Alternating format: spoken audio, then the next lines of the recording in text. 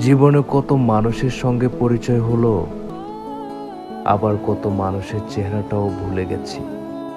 মানুষের চুপচাপ ধীরে ধীরে চোখের সামনে থেকে আড়াল হওয়া দেখে এখন আর অবাক লাগে না। যার সঙ্গে আমার যতটুকু পথযাত্রা লেখা আছে, সে ততটুকুই রাস্তা আমার সঙ্গে হাঁটবে।